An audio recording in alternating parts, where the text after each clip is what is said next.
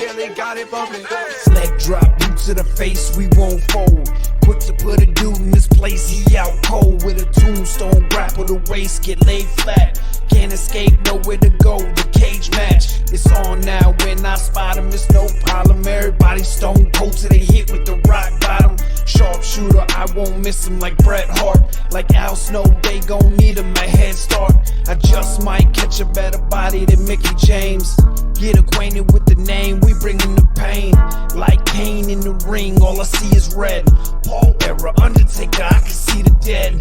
John Cena putting hands in your face. Ted DiBiase, keep a milli on the waist. B2TF, better stay in your place or get smacked down, play it safe. What you talking about?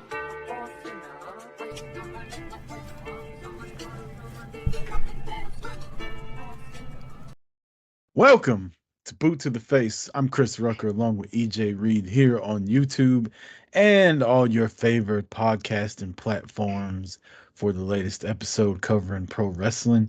E.J., what's up? How you doing? Man, I can't call it, man. How you doing? I'm doing well.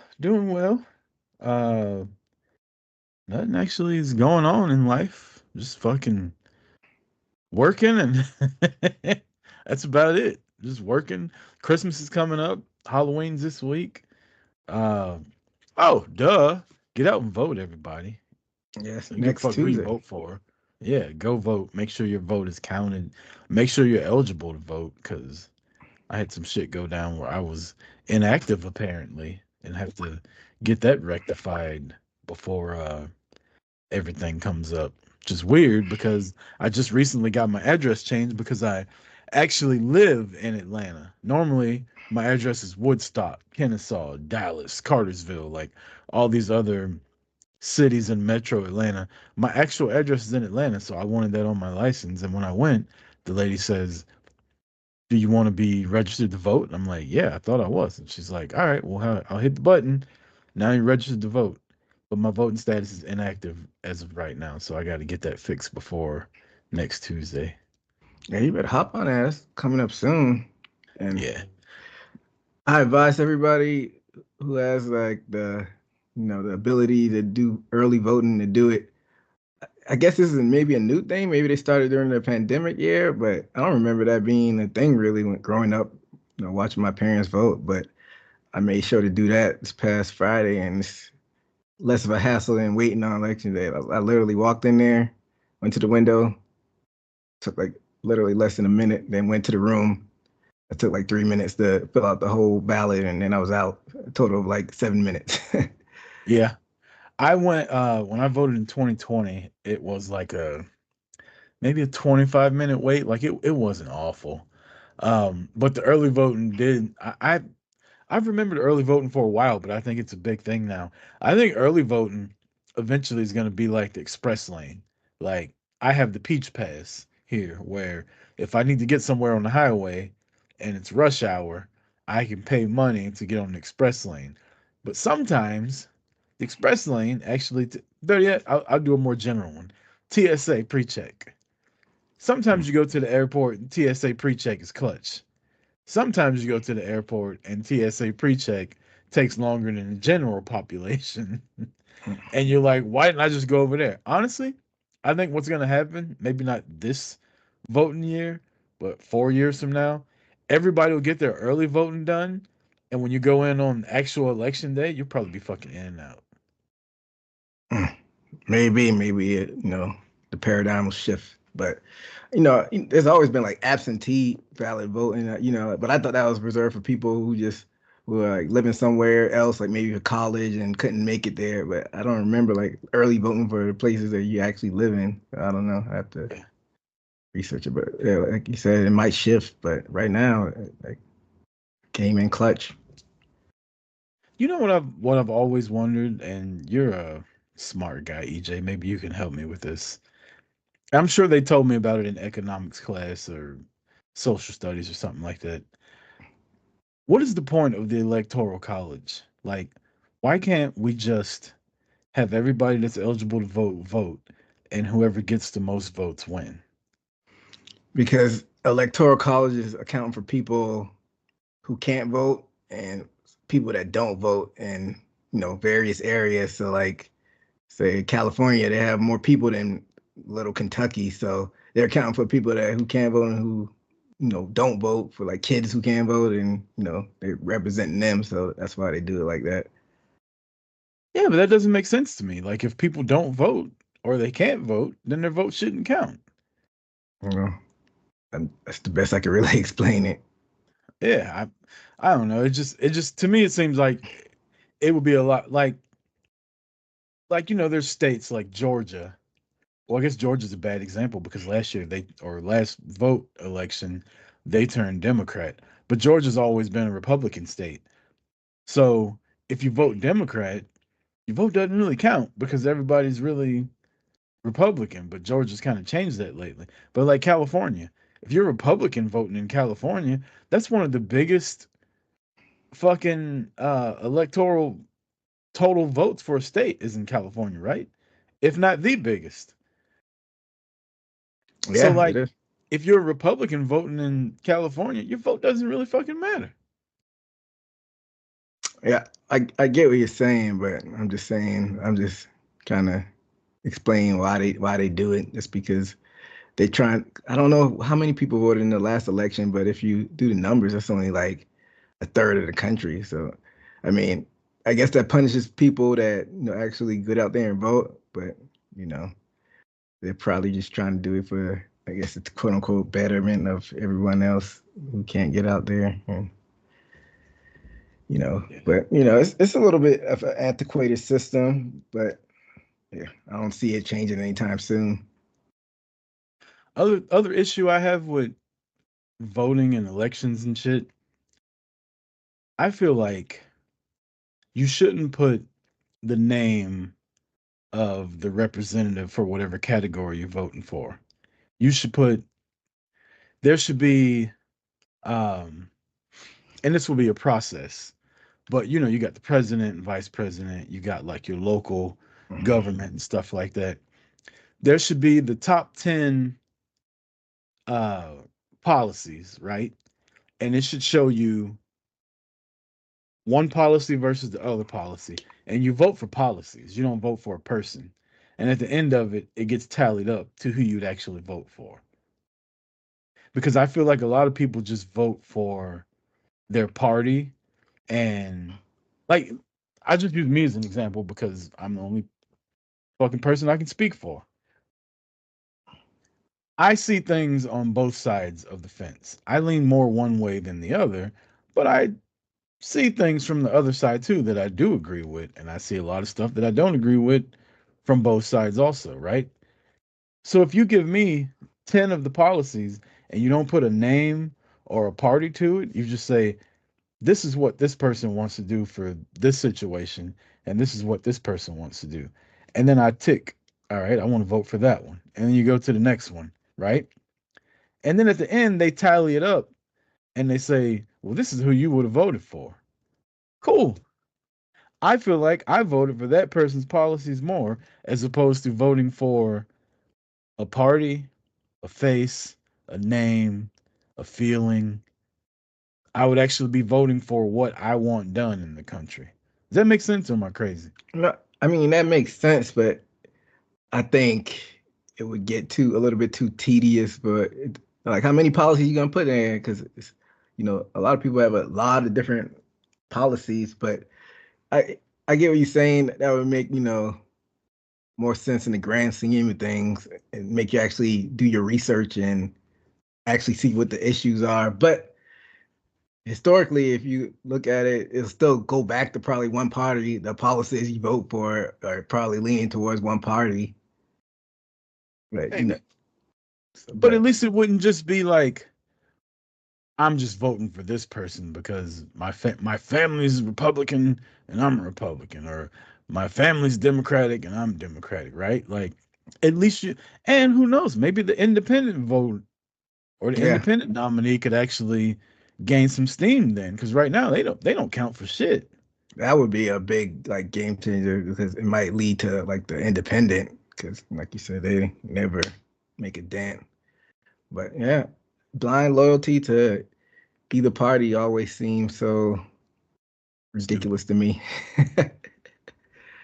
Like it's Well, weird. when we record next week, EJ, it'll be actually election night, and you know, everybody's worried about safety, and if the Democrats win, the Republicans are gonna riot, and if the Republicans win, the Democrats are gonna riot, and you know, What- seen seen a lot of stuff online from some red people, and I just want to get this out there, and this is just speaking for me. Just because I don't like Trump doesn't mean I don't like guns. So, jot that down. And jump stupid if you want, but yeah, nothing happened in 2016 and nothing happened in 2020 besides that, January 6th. But for the most part, you probably won't see like a lot of riots or insurrections or anything like that. It'll be like if Trump wins, it'll be a lot of people complaining and mad and upset about it. But it'll be just kind of like, whatever. All right, let's just go to work. We got 4 more years. If Kamala wins, Trump's gonna complain and say he got cheated and rile everybody up again and make it all about him. And it's just like, bro, just shut the fuck up. You know?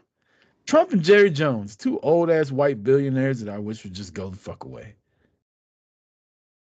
Yeah, pretty much. But it's crazy. Just holding the fuck on.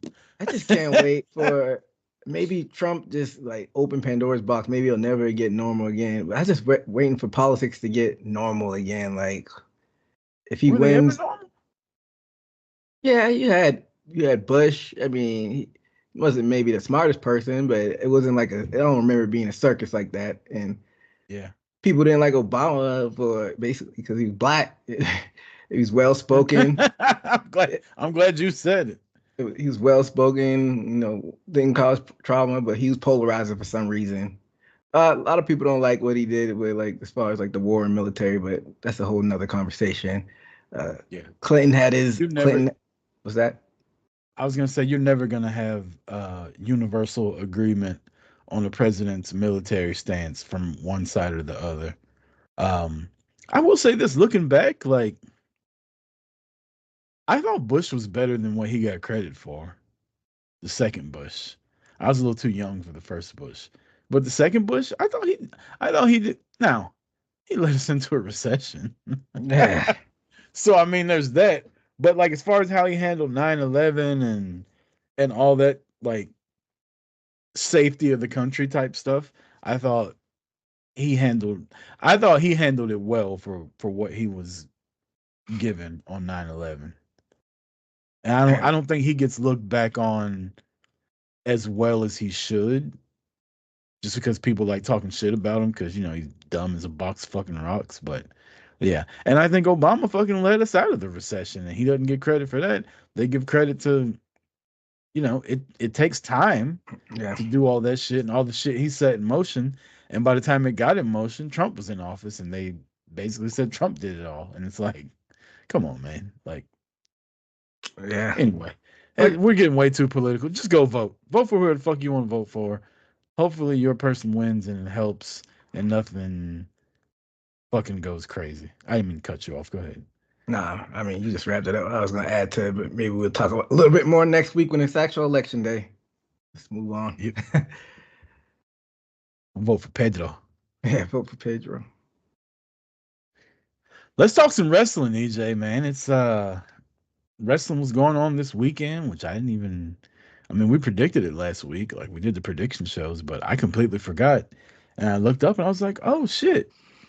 It's fucking Bound for Glory tonight. And next day I was like, oh shit. It's Halloween Havoc. And pulling up the results. Oh no, I was looking up something else. I don't know. I mean, I feel like we weren't gonna just go down and review the whole thing. We just throw out what we liked and what we didn't like. I was just saying there's a lot of wrestling going on this weekend, so I did watch as much as I could. But let's get to some news. We'll start out with the news. This is what we normally start with lately. since I've been actually taking fucking notes. Um, First thing I want to talk about is, thoughts and prayers if you believe, and whatever you believe in, send them up for Chris Bay because apparently he had a really bad injury at the Impact tapings on Sunday night and had to have emergency neck surgery. Anytime you have to have surgery on your neck like that soon, Hmm. it's not good. Um, so he put out a statement today. Like we still don't know we know it's serious. We don't know the severity or what happened to him, but he did put out a statement today. And Impact put one out asking for people to respect their privacy and stuff like that of the family. So who knows how long it's going to be before we know what happened. But I will say this: I've met Chris Bay once or twice. Couldn't have been a nicer person. Very, very fun to watch wrestle live.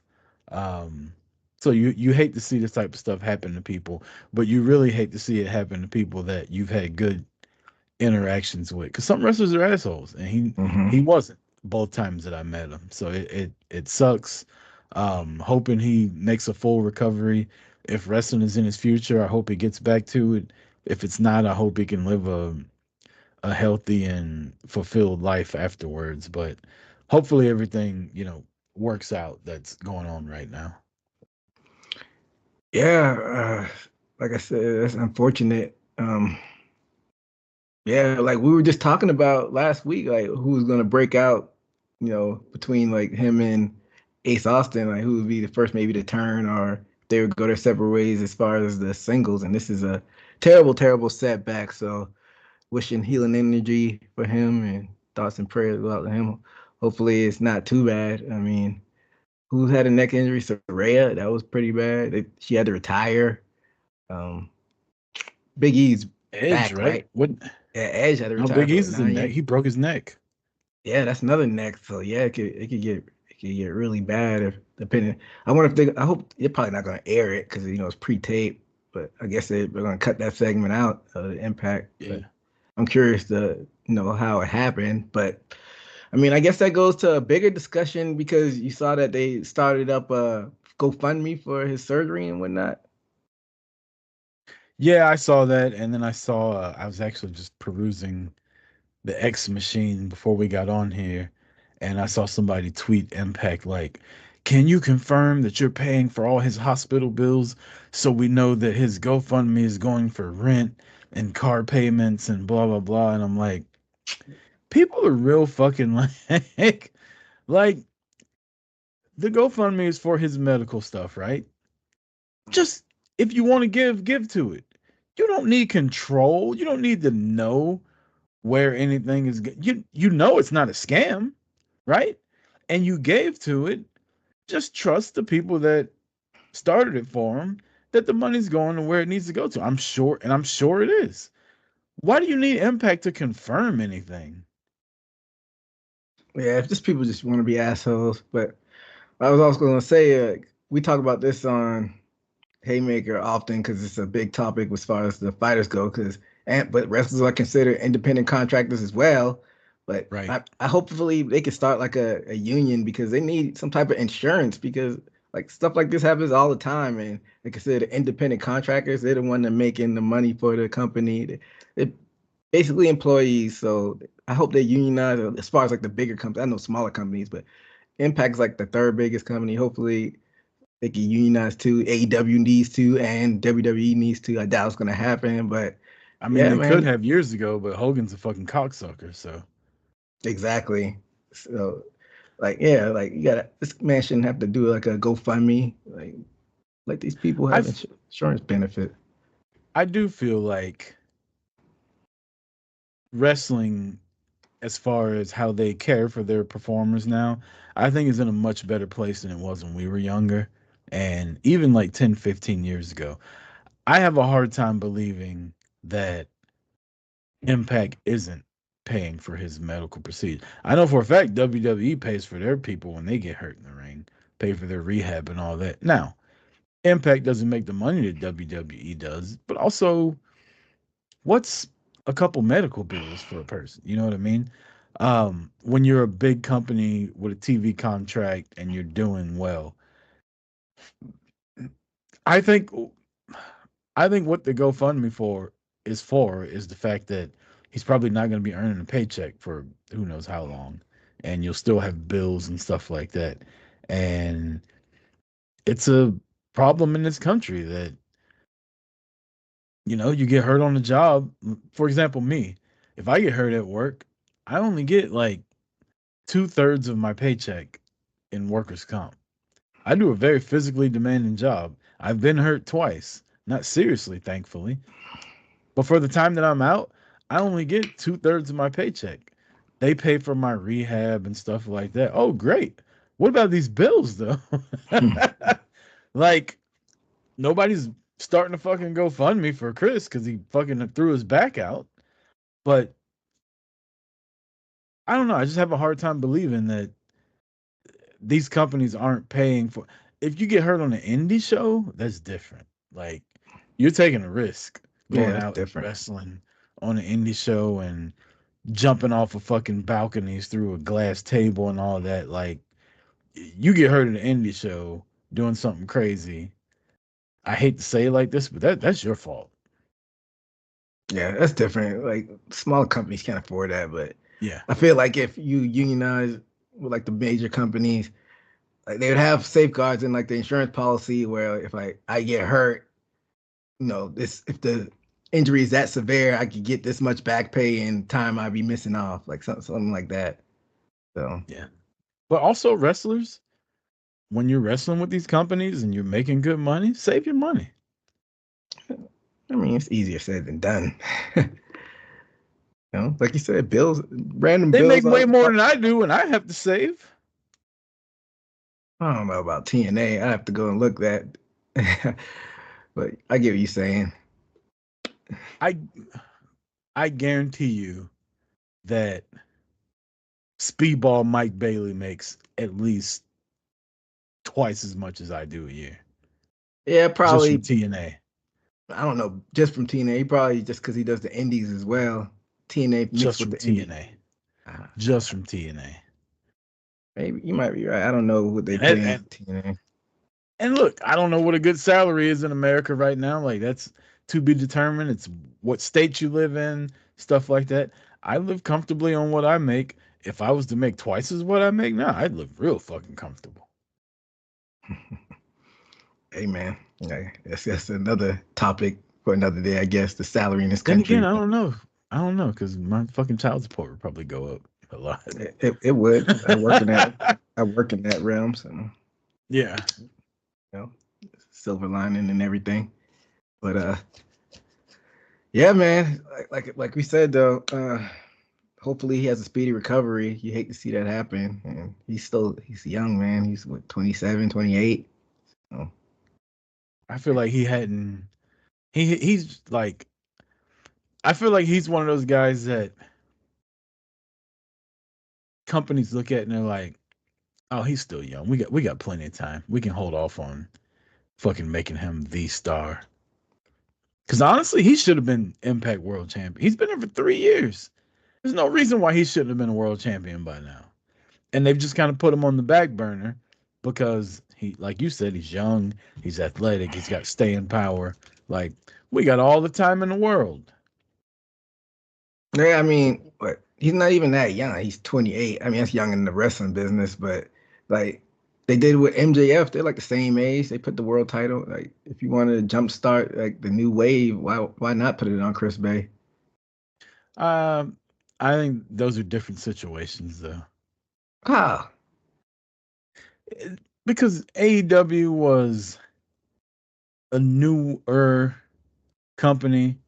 Their first couple champions were guys like Jericho, WWE, Moxley, WWE. They gave it to Hangman, not Hangman, I'm sorry, Omega, New Japan Pro Wrestling in his mid to late 30s when he won. Hangman got it. He was probably the youngest one. Samoa Joe, WWE. CM Punk, WWE. Like they had all these WWE wrestlers that are old in their 40s one guy in his mid-30s, and then you got Hangman. They needed somebody that was younger. They needed somebody fresh that hadn't been in another company.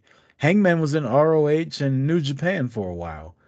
They needed somebody that was homegrown, and MJF was that guy. He had been in MLW, but it doesn't really fucking count.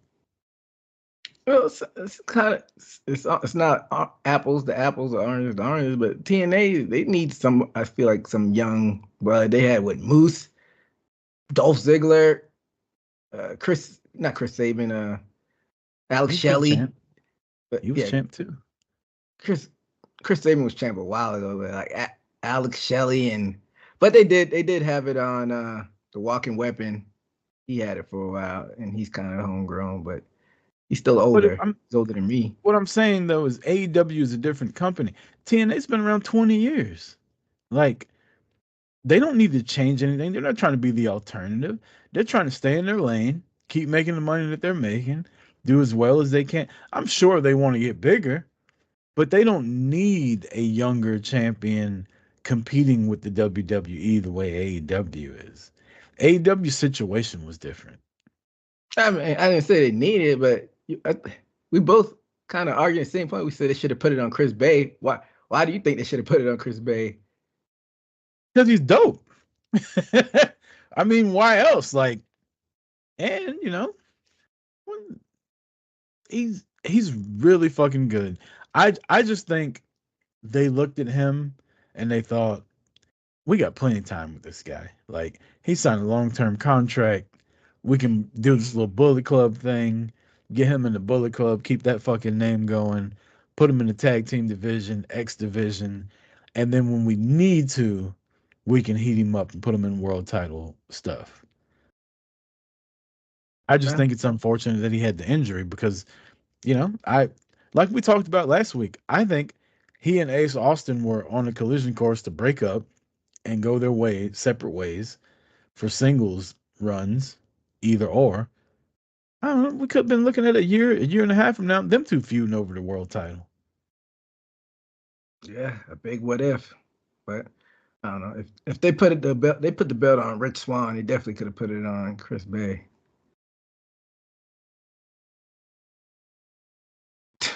Let's not talk about the Rich Swann era.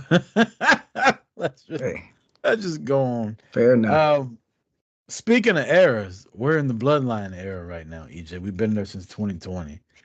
Big developments in the Bloodline this past week. The Usos semi-reunite.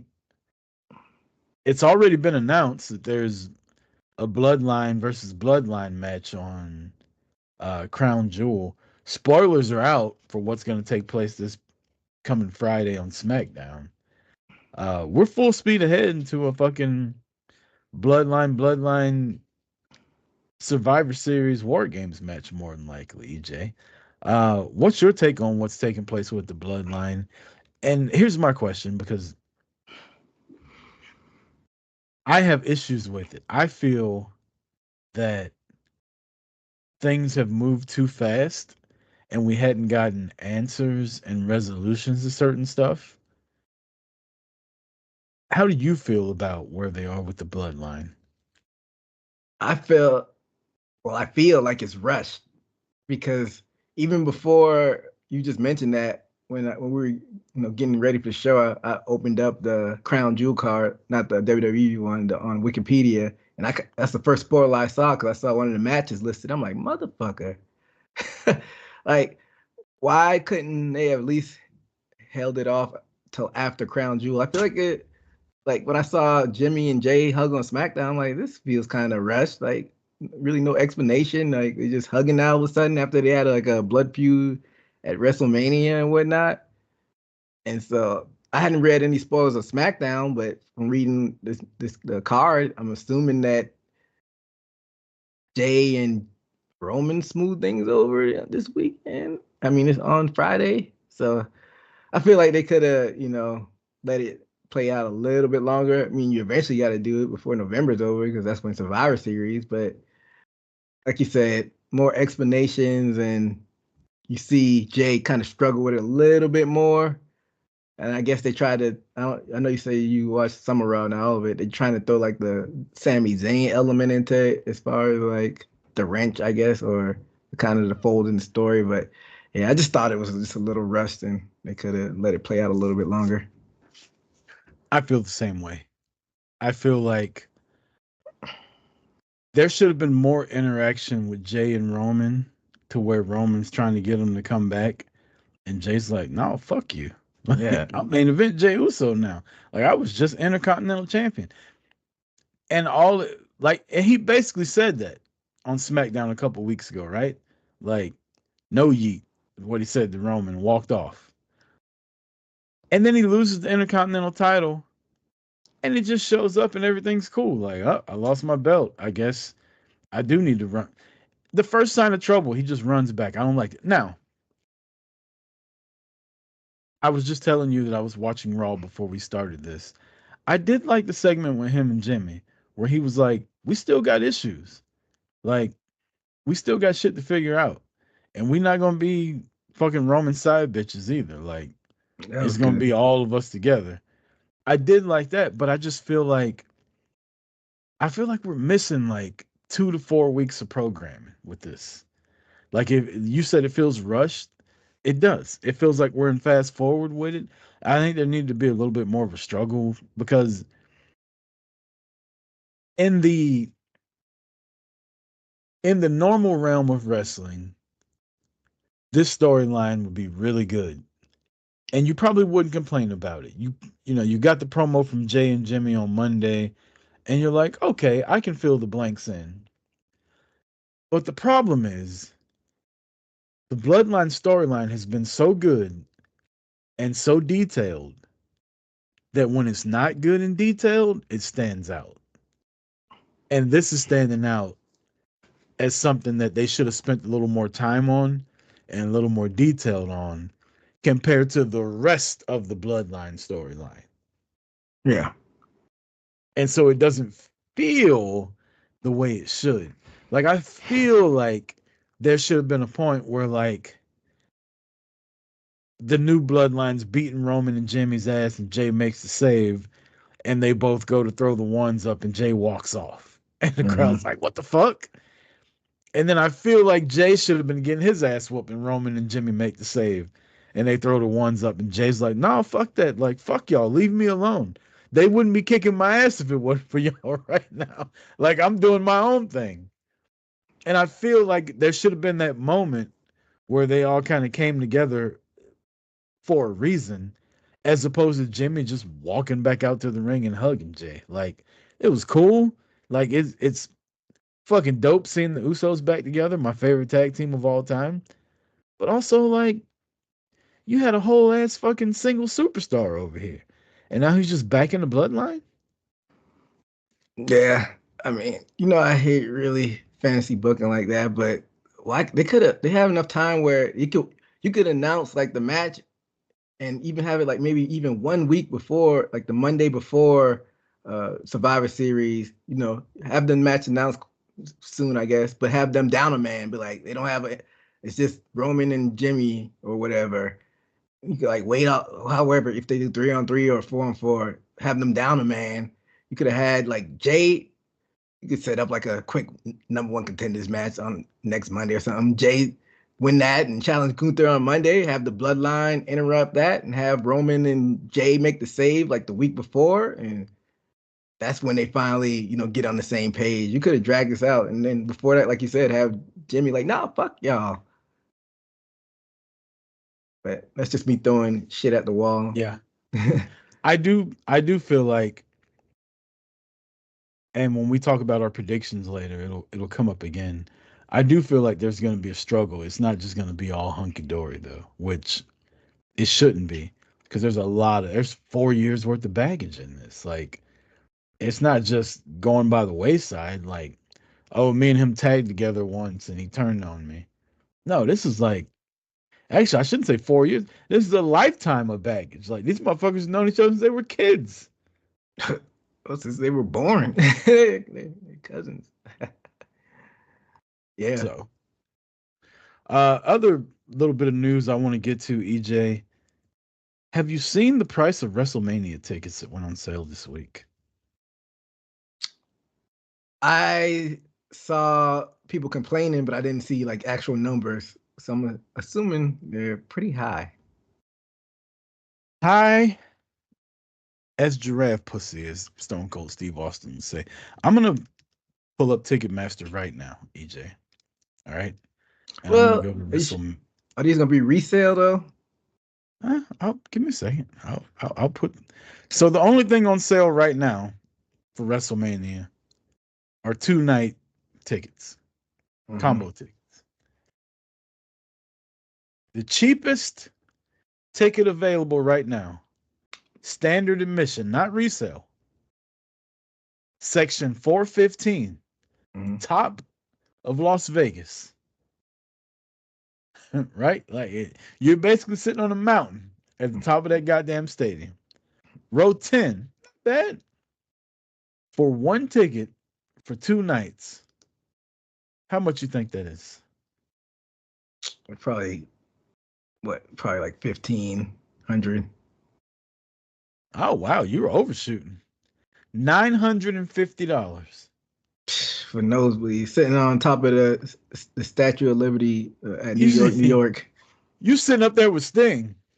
Yeah, rafters. In 1999. You sitting up there with Sting and his fucking crow. Here's the kicker, EJ. $950 for that one ticket.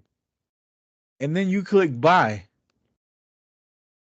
And The it's the total service of that fees. one ticket, the total of that one ticket goes up to $1,306. So that was close.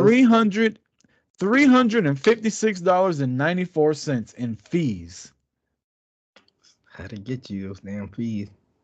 for 2 tickets. One Saturday night, one for Sunday night. The cheapest tickets in the arena. That's fucking nuts, man. I posted a picture the other day of me at WrestleMania in Dallas. Me, Joey DeLorme, my ex-wife, Marty, his woman. We all sat together. Joey DeLorme's brother, his dad. We had a whole row. We all paid $175 each for those tickets. And we were in the 100 section. It's crazy. Now to sit in the 400 section, they want you to pay $1,300 for 2 nights. I say blame TKO management. But yeah, man, it's ridiculous. Like they want people to come, but then you're trying to price out the normal, average, everyday fan. So that's pretty ridiculous. So it's probably cheaper to just do, a la carte and do both nights separately. The night you really want to go to, maybe pay a little bit more, and then the night that you're like, okay, I don't care about this night as much. Maybe sit a little bit higher but pay less. Do it like that. Here's the thing. I haven't heard anything about single day tickets going on sale. And I was hoping that they weren't going to sell well and the ticket prices would go down. I'm watching Raw earlier and they say this is a record high. Like they've sold the most tickets in the history of an on sale weekend in WrestleMania. Now, it could be bullshit. They could just be saying that to get you to be like, fuck. Well, I guess I can't wait. I got to buy these tickets. Look, man, Las Vegas is my favorite city in the world. Now, I haven't been to all the cities in the world, but of the ones I've been to, I fucking love Las Vegas. Las Vegas ain't cheap, especially during a weekend where shit's going on. I went last year during the When We Are Young festival. It got canceled, right? Because of the wind and shit. A normal Uber ride from the Strip to Fremont Street is normally like $20 to $25. It's almost $90 during that festival. They price gouge like a motherfucker in Vegas. Hotel rooms. Luckily, I'm a gambler. I gamble there. I get free rooms. Luckily, I jumped on it as soon as WWE announced what weekend it was, and my room was free. I looked at the price of the room that I got for 4 nights at Excalibur Hotel. It was like, I want to say it was like $600 for 4 nights, which, that's actually not bad, right? Went back a week and a half later, it was $1,300 for that room. because they knew WrestleMania people were going to be there.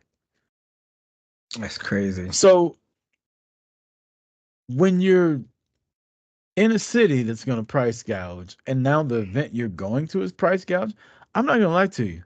I'm going to Vegas for WrestleMania weekend. If I don't go to WrestleMania, I'm fine with it. Yeah. At the end of the day, still a city that you love. You're right. Like we've talked about this on here, and I shouldn't say I'm fine with it. I will be annoyed because my top two wrestlers of all time, Sting's number one, The Rock's number two. I've never seen The Rock wrestle live.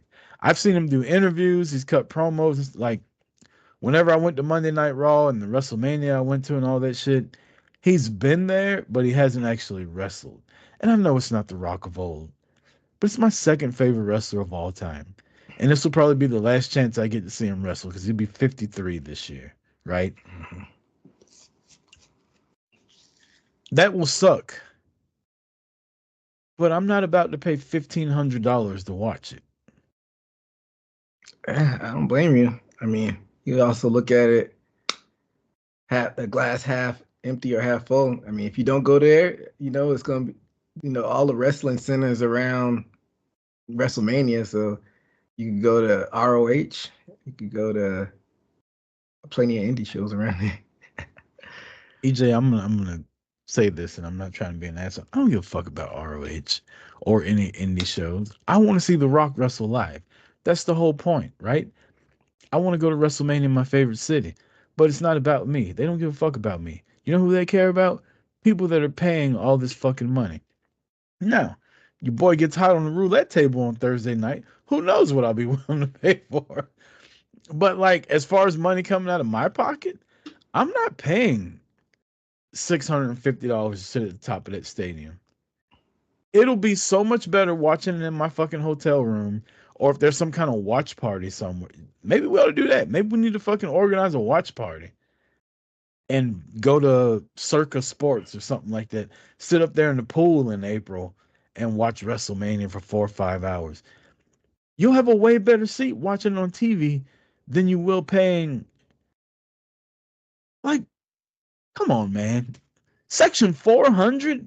You want me to pay $600 per night?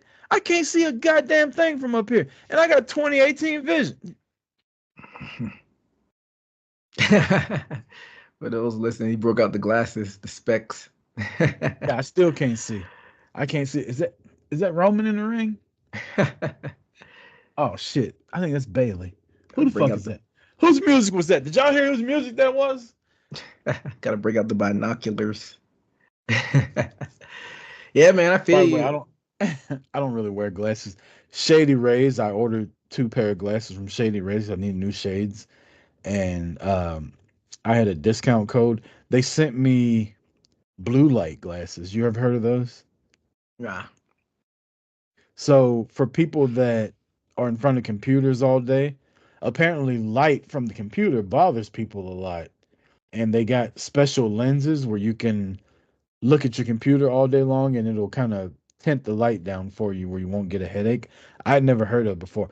Friend of the show, Tata, was actually the first person I heard talk about having blue light glasses. So they sent me a pair of those, and it does tint the computer down a little bit. I feel like a Dudley boy. Should I put some tape right here? I'm about to say the tape. You gotta have the tape for the glasses. Old school. Oh my God, I'm kind of handsome with glasses on. Hey, whatever makes you more comfortable in a setting. I'm all smart. I'm all for it. But yeah, man, I'm hoping, I'm thinking that the single day prices will be a little bit better than those double tickets and whatnot. Like, say, what if they like somewhere in the 300s? Would you be mad at that? $300 price ticket? Yeah. To sit at the top, I think $250 would be my limit, and that's after fees to sit at the top. Because I get inflation's a thing and all that, but like I said, we paid like $150 sitting in the 100 section just 3 years ago. Yeah. Stone Cold Steve Austin came out of retirement during the night that I was there. And now you want me to pay $600 to sit at the top? To sit right there. You see that guy right there? Look at him. He can't see a goddamn thing, that guy. Hey, And they want me to pay $600 to sit up there. yes, it's pretty ridiculous, but you know, it's all But about the we'll green still at be the in end of the day. Vegas. Yeah. I tell you what, WrestleCon's gonna get all my money because I ain't gonna spend it on Vegas. Where's I've been taking WrestleCon? pictures with fucking WrestleCon will be in WrestleCon follows WrestleMania around. Oh, okay. I was It's thinking the of a big different one. convention. I'm going to WrestleCade Oh yeah, that's in the one I was thinking of. Winston-Salem. Yeah, that's a smaller version of WrestleCon.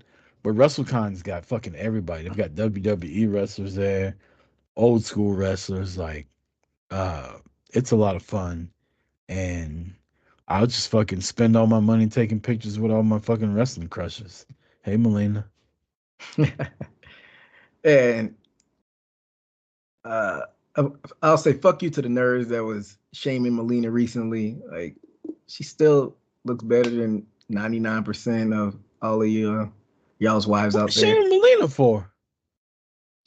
It was like 2 weeks ago, maybe max, maybe 1 week ago. It was a picture of her at like a recent event, and people were shaming her, like, and then they're putting pictures of her in like 2006 versus now. Like, get out of here, nerd.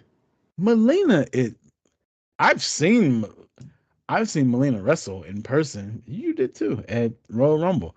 I've seen Melina at NWA. I've seen Melina at WrestleCade. Melina is still fine.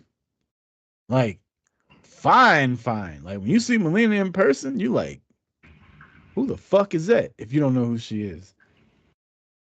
Exactly. Now, I feel like we've talked about on here before, like, for whatever reason, women wrestlers look quote unquote bigger on TV than they are in real life. Like, and I don't mean to like, this is actually a compliment. It's gonna sound bad at first. But like, take Natalia, for example. When Natalia is in her wrestling gear, she looks bigger than the other women that are wrestling, right? But when Natalia's in a bikini with her sister, Natalia looks like a fucking CrossFit supermodel. Like, you gotta take into account like reality.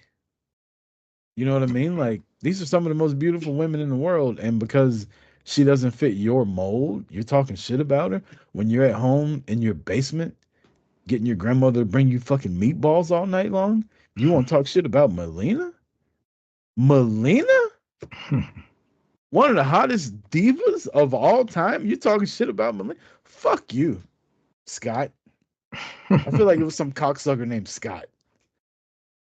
There's multiple people, but like it was them comparing. Literally, they had the two pictures there side to side. I want to see a picture of you 20 years Yeah. ago compared to the one. Or show me a picture of the last time you got some ass. That's What not she a. looked like. That's probably non-existent for a lot of them. Big old booger wolf. Booger wolf. We're gonna bring that term back. And I don't mean to talk bad about that young lady that works down in the trailer park, but Melina, we're gonna get the fuck out of here. Yeah, You just pissed me off saying that, EJ. man. Sorry to get your blood pressure rose. I'm gonna post a picture of me and Melina. As soon as we get done with this on Twitter and Instagram about how fucking gorgeous this woman is still in real life. I'm here for Never it. came on the podcast though, Melina. I'm here for it. Never came on the podcast. Text her. She said she would. Never did. Uh you got to come on here, Melina, if you some reason listening to this. Like that fucking little flex I did. I text Melina. 2006, Chris Rock would have been like, "You did what?" Slight flex.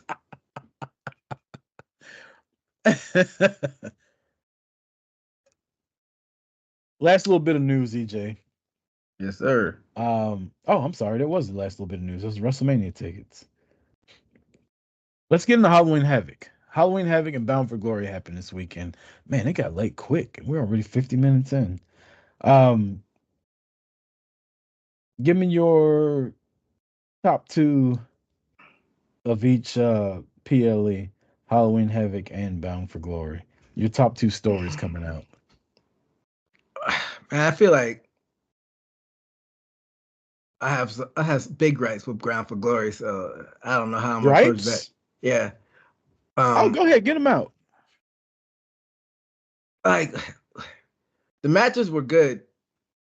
Uh, but they started it off with Mike Bailey and Vikingo and ended it with the tag team turmoil. But I feel like this was a big misstep in moving forward with the company.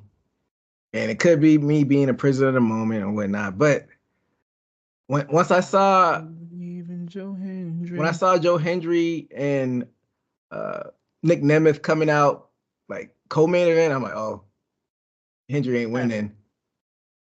And I just think they're just trying to get too cute. They're trying to do the storytelling with JBL, and I guess Nick Nemeth will probably end up teaming with him and something for Joe Hendry to overcome. And but then when you do that, you got to strike when the eye's hot. Joe Hendry's like older than me. And I think we're the same age. We're 36.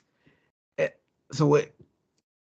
Say you delay it to whatever their first pay per view next year. It's still not your biggest pay per view of the year. You can't. I mean, you could technically delay it all the way till Bound for Glory, but next year. But nobody probably care about it. And so, like, I think when they go look back at it, they're gonna be like, we should have just put the belt on. I'm Nick Nemeth. Like, no disrespect to him, he's good in the ring. He was underappreciated in WWE, but he doesn't need that title. He's not a TNA guy. Joe Hendry was at other places. He's at ROH before this, but he's essentially a TNA guy. That's when he built his popularity and crossed over to NXT. And then you go for the nostalgia play and try to like redeem it and have the Hardys win the tag team belts. Like, Hardys are legends, but I don't give a fuck about them winning the tag team belts in the year of 2024. So I just feel The year like of our Lord. I just feel like it was a big misstep, and they could have really capitalized on the attention they're getting, and that kind of overshadowed like my appreciation for that women's match. I think that was the best match of this whole weekend between Marsha Samovich and Jordan Grace. So, like I said, I just think it was a big misstep on how this all played out and storyline things. But as far as the matches go, the matches were good. So I have two questions for you. Do you think with the success that happened with Cody losing at WrestleMania 39 and winning at WrestleMania 40, do you think they look at Joe Hendry as a poor man's Cody? He got grassroots support from the people, and the first time he went for the title, he didn't actually win it at the big event, and they're going to send him on a journey, and then next year he'll win it. Do They you could think have. that's the proper move? Because I don't. I personally feel like Joe Hendry should have won the world title this time. I'm sorry. I feel like I feel like such a nerd with these goddamn glasses. I'm even like making hand gestures that I wouldn't normally make. Um, I feel like Joe Hendry should have won the title this time. They could be looking at that, but that'd be foolish of them because WWE can do that. They're the biggest company, and you have like the finish the story background. Joe Hendry is more gimmicky, and that gimmick it could grow old really quickly. And your TNA, you're still trying to kind of establish this new identity. Got the name of TNA back, and you're still trying to get more eyes to come back to the product. And yeah, they could have been thinking that, but they don't have the rapport yet to be able to afford to do that. So that'd be foolish. That's probably what they were doing. And like, I don't give a fuck about JBL like that. And like, they're trying to get too, like I said, they're trying to get too cute with the story, man. That was my other question was how do you feel about Hillbilly Sting getting involved? Is that what people were referring to JBL as? That's what I've been calling him. I've been calling him Hillbilly Sting for the longest. I'm trying to get the correlation. Right. when He I think wears a of long black trench coat. He doesn't talk. He just uh, comes in and attacks people and leaves without saying anything.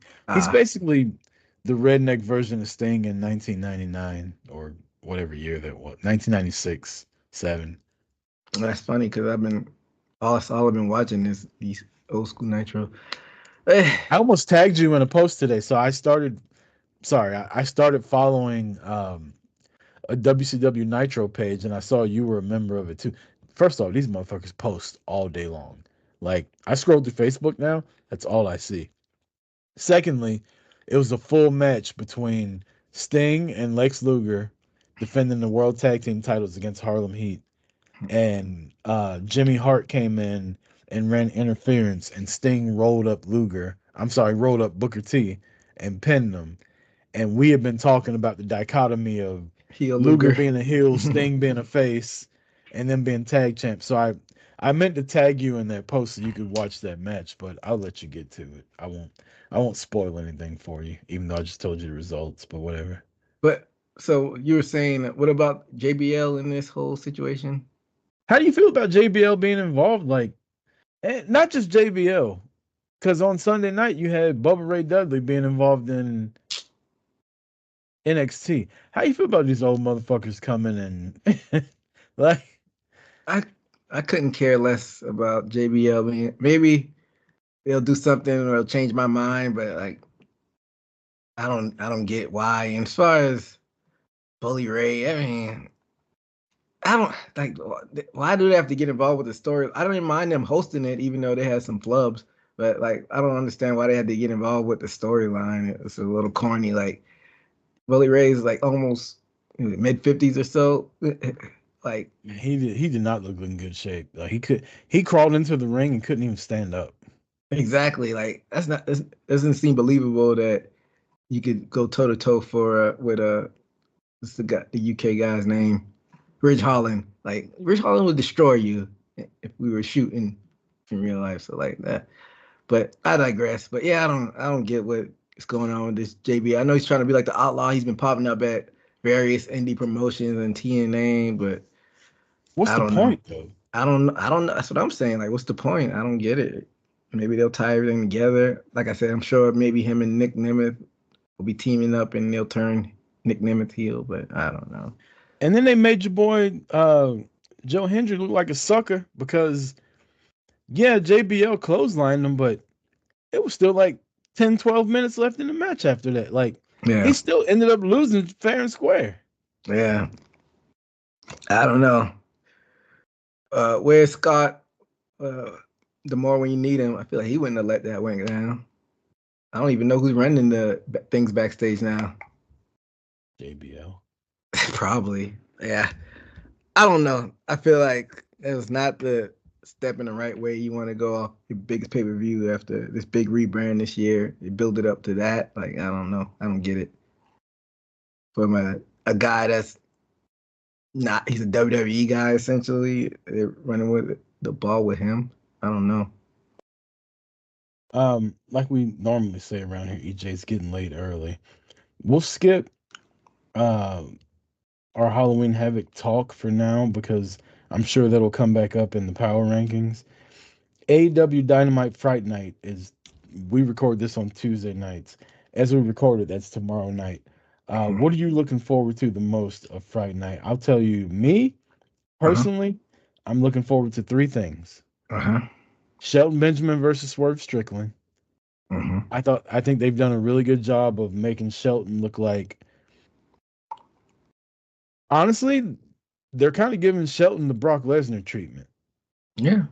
with how he was in WWE when he came back and destroyed Cena and just suplexed people and played with him. They're giving him that kind of treatment. I like it. I'm picking Shelton to win tomorrow night. Um, I'm looking forward to Orange Cassidy and whatever he's got to say and or do Uh-huh. to the BCC or those formerly known as the BCC. And I'm looking forward to, believe it or not, Camille versus Statlander. Yeah, they're Um, both the powerhouses of the company as far as women go.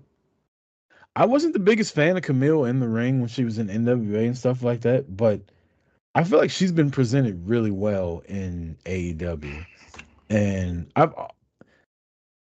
they start and stop with Statlander, and they change her character around so much, but her trying to be like the powerhouse of AEW.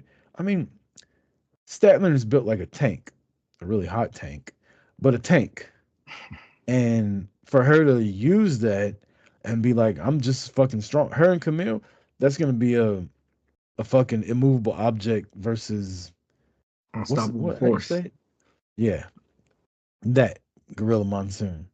So those are the three things I'm looking forward to tomorrow night on Dynamite. What about yourself? Those things that you named, but I'm also curious about Young Bucks and Private Party Mm, because title match.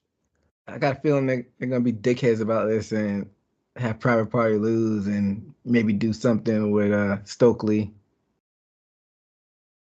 So one of them go I with feel like at Stokely. the end of the end of the match with Private Party at the pay per view, they looked like they were about to like break up. Did they not? Am I making that up? I think Like so. the That way they they were acted when they kind of lost. yeah, they're kind of like uh, going back and forth a little bit, but that's why I think they're gonna split them up. And they do like it kind of makes me feel some type of way though because you would want them to see at least get that one title run because they've been together so long. They've been with the company since the beginning, and that's sucks. I mean, you could all it's wrestling. You could always get them back together somewhere down the Didn't line. they But beat the Young Bucks night one? yeah, in the tag team tournament. But I feel like the Young I Bucks. see you. Yeah, I feel like the Young Bucks have put this tag team division kind of in the mud right now. Why not just give it to Private Party? But like I said, I have a feeling they're going the opposite way. And also, a match that neither one of us really pointed out: Adam Cole and Buddy Matthews. I feel like Adam Cole's going to win, but I don't know where they'll go from there. I didn't bring it up because I don't give a fuck about Adam Cole. I thought you liked Adam Cole back in the day. I've never liked Adam Cole. Hmm. I like his little Adam Cole, baby. Like I like his entrance. It's all cool. And then you ring the bell and he looks like, when my kids are really young and they used to like chase me around the house, I just put my hand on their head and they'd be like swinging at me like this. I feel like that's Adam Cole wrestling most people. Like if they really want to, they could just fucking hold his forehead and let him swing until he gets tired and then just like shove his face into the mat and pin him. Hey, Adam Cole's not a body guy, and I guess that's why he's not a big fan on the Chris Rucker.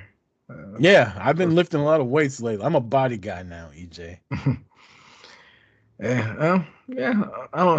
I hope he just doesn't get injured again. That's all I hope. Just stay healthy, Adam Cole. But Yeah, him and Punk both I don't necessarily like they're not my favorite, but I do cheer for them to like just have a good run of like 6 to 12 months of health because whether I like them or not, they are really popular and people love them. So for wrestling, I would like them to stay healthy. And Adam Cole's, like I said, in that CM Punk thing, like I'm cheering for them to get out of matches and not be hurt. yeah, I concur. But that's all I got for that Fright Night tomorrow. Let's get the power rankings. Did you write yours down this week, EJ? I did. Yeah, I've only probably been like 3 times. I've never written it down. I see it. You actually wrote it I old got the school pen whole and show paper. right. I got the whole show right here, EJ. The last like 3 weeks, I've put the show on paper where I can. So, just between us, EJ, I feel like I've been podcasting for a while and I've always just been like, oh yeah, I'll remember that. Oh yeah, I'll remember that. Now I feel like I'm getting older and I forget shit. So like I'll want to talk about stuff and I'll go into it wanting to talk about it and completely forget until like 3 days later. I'm like, why the fuck didn't I say that? So now I just write everything down. Hey, that's the way you do it. It's all about finding solutions to things. I dig it. Yeah. Fully posable. When I was on their show, they sent me a whole rundown of the entire show word for word. J Bomb from 80 Proof and Talkomania, he and Dez used to print out stuff, you know? Other podcasts I've been on, all these people have all these notes, and I'm like, y'all just don't like talk about wrestling? Y'all have a plan? I Me and Marty and me and you, we always just like we would just talk. Like that was the point of it. But I think structure helps. And then you can kind of veer off onto the side. But yeah, I never really took notes for wrestling until like 3 weeks ago. I mean, we don't come in here unprepared. We are probably a couple weeks in. We started sending, points that we talk on every week. And right, but I never took notes for that. Like I would send you stuff that I'd want to talk about, and then you would send me stuff, and I would just like, yeah, I'll remember that. But I never like would write it down and like make sure we bring up X, Y, and Z. Gotcha. Yeah, structure it can be a good thing at times. 5 years into it, I'm finally learning how to be a podcast host. Who would have thought? I can't remember who went first last week. I think it might have been you. I'll go first this week if you want. That's fine. Well, this might be 2 weeks in a row you're going first. Number 5. And still your NXT North American champion, the Don. Here's what I want to know. Mm-hmm. He's the babyface. Mm-hmm. Obafemi is quote unquote the heel. Why is Oba the heel? This motherfucker's entire family ran out there and interfered in the match. And Oba got booed because he beat all their asses and like hog-tied this motherfucker to the ropes in a match that had no rules. How's he the heel? Well, it's context. If you looked at the NXT episode this past Tuesday, he like blindsided the whole family and beat all of them up. So this was revenge from that. They were gonna jump him.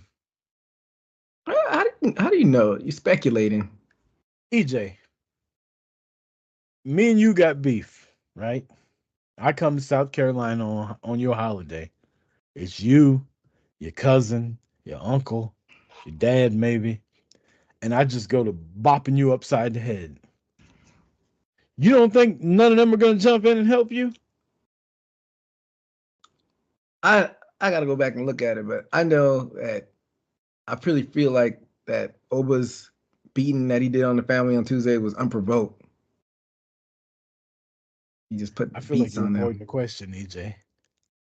But if I'm about to pull up on you and your whole family's there, I'm gonna have to take them out first, cause they gonna jump in and help you, and it's gonna be 4-on-1. I feel like at the end of the day, you're still a shit stirrer, even if you're trying to do like a preemptive strike on family because you feel like they're gonna jump you. So at the end of the day, you're still an asshole. So I'm supposed to wait for them to jump me to then defend myself? You don't know. This ain't Minority Report. You don't have like the precognizant things that I know good and hell well that if me and you get the fucking throwing hands and I get the upper hand, your family's gonna jump in. Like, why were you out there in the first place? Because I want the NXT North American title. Now I'm just confused because I don't know I can't remember exactly how it went down on Tuesday. I just know he beat up the family.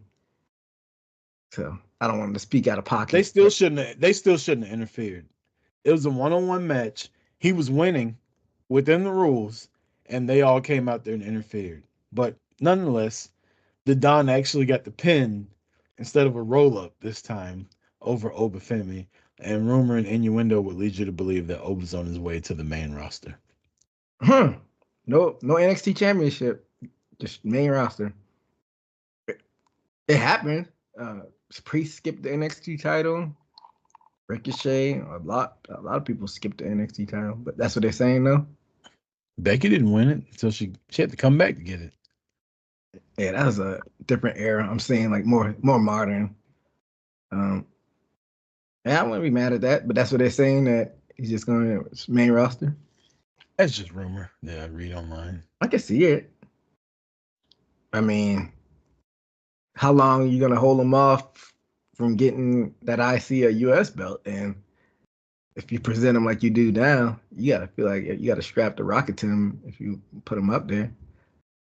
I honestly, if he's coming out, I have him confront Gunther on Monday. Give him the Brock Lesnar treatment. Brock Lesnar never won a mid card title. Yeah, just he didn't even have to win. Just fucking bring him in. Bring him in hot. We'll see if the rumors are true. My number 5. I feel like we're gonna have a lot of different picks, especially with you not finishing Raw. I got a return. She's been out for 2 years. Miss Penelope Ford, a win over Robbie Renegade on Collision. So shout out to Penelope Ford being out 2 years and finally making a return. I'm so glad you brought this up. I am probably the biggest Jamie Hayter fan that I know before she got popular. Like I like Jamie Hayter when she first debuted and she was Britt Baker's henchwoman because I had known about her and Bea Priestley before that. And I really like Jamie Hayter. She goes on to become the world champion and put on really good matches. She's a badass. Penelope Ford's return so far has intrigued me way more than Jamie Hayter's. I'm No, not a fan of Boogie Nights Jamie Hayter. That's what she reminds me of right now. She reminds me of the Heather Graham from Boogie Nights. She's even got the same like wardrobe and everything. She just looks different. She talks different. She acts different. And her return has been treated with such disrespect. She was your women's world champion when she got hurt. And she's out here feuding with people that don't matter. Penelope Ford actually came back, attacked her, and gave her a reason why. 2 years, bitch. Do you remember who my last partner was? It was your motherfucking ass. And you let me get hurt. She's been stewing on it for 2 years. Also, that ring attire Penelope Ford wears. shout out to Kip Sabian. But well, she came back at all, and I'm willing to let her cook for a little bit. Like, not everybody could be at the title picture, and that's a good problem is that you have multiple women's stories. So I think the verdict is still out on the second run with Jamie Hayter. I'm I sure she'll agree be. with you. I agree with you that not everybody can be in the title picture. I disagree that Jamie Hayter should be one of those people not in the title picture when she comes back. She's not Thunder Rosa. She's not, Tony Storm before she became timeless. She's not one of these people that got hurt with the title and that wasn't over. Jamie Hayter was the most over woman in the company when she got hurt. And she comes back on a fucking pre-show, right? And now no disrespect to Penelope Ford, because I think Penelope Ford is one of the most underused women in the history of the AEW company. Like, should she be world champion? No, but she's really athletic. She's got a great look. The crowd likes her. She can go. But Jamie Hayter shouldn't be feuding with Penelope Ford. She should be right back in the world title picture. I don't just the way how the bells rotated. If Tony Storm had it, I would say yes, just because Mariah May just got it. I feel like you could wait out a little bit longer. And I think after she's done with Penelope Ford and Mariah's done with Anna Jay, I think Jamie is probably will be next in line. So that's why I'm not opposed to that. I could see it being Jamie and Mariah at Full Gear, unless they for some reason bring Tony Storm back. Then bring Jamie Hayter back a month and a half later, after all the other bullshit has subsided. She's not even interested in the world title. Like, she hasn't even mentioned the title since she's been back. She had to give the title up because of an injury, and she comes back and she doesn't even care about the belt. She wants to fight Saraya. Yeah, that's Who the the. fuck wants to fight Soraya? Didn't they Soraya have doesn't beef? mean shit. They had beef though. Fuck beef. I want gold. Gold will always be there. You got to handle your business first.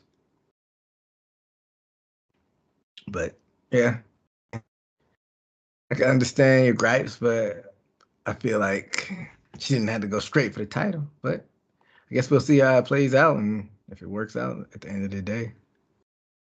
But I love how my number. different our wrestling takes are, though. By the way, like I love that we see shit so differently.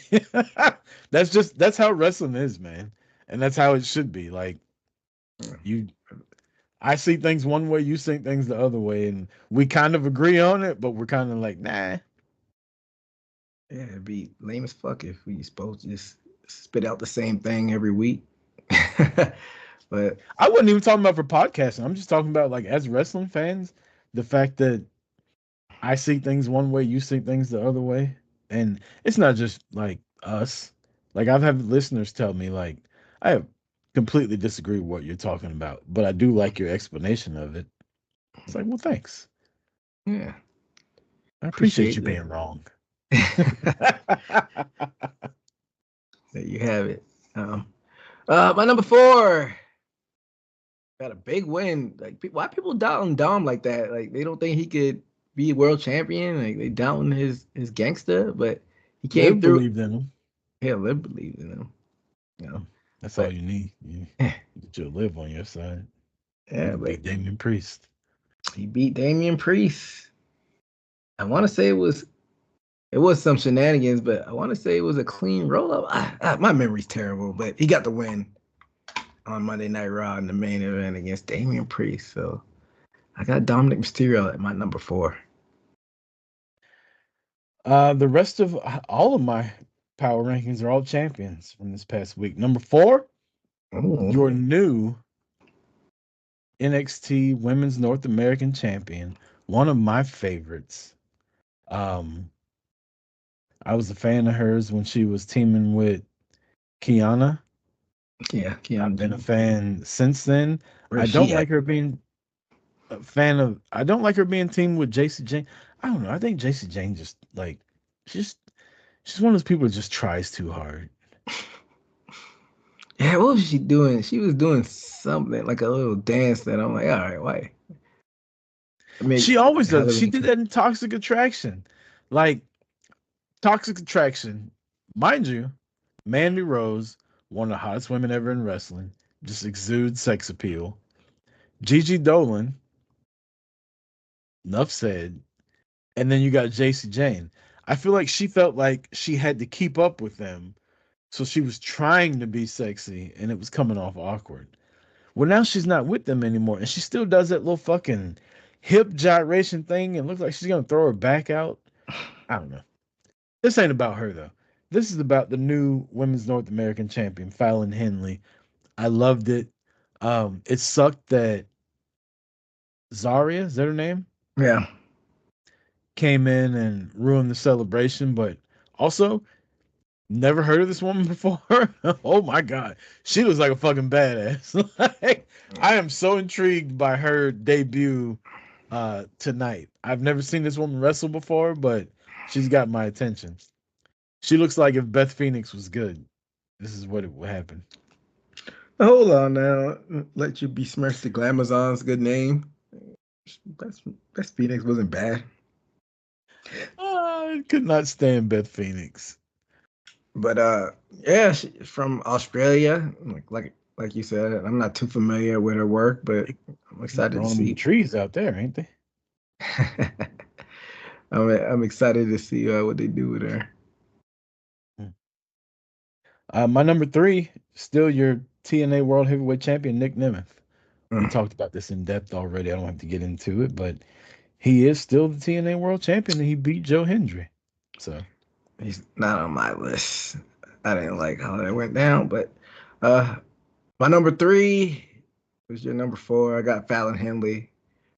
I'll need to put more than what you put on it. Yeah, new NXT North American Women's Champion, and good. I'm proud of her. I feel like she's been around like a while. I feel like they put Kiana James on the main roster. I feel like she probably could have went out, but she got some gold down there, and shout out to her. My number two, like I said earlier, probably my match of the weekend. Your new TNA Women's Champion, Masha Slamovich. Long-term storytelling. She lost 2 years ago at Bound for Glory, came back and beat your girl Jordan Grace in a hell of a match. I enjoyed it. Masha This is a Slamovich. really good match. I'm sorry, I didn't mean to cut you off. No, I was gonna say, what did you like about the match?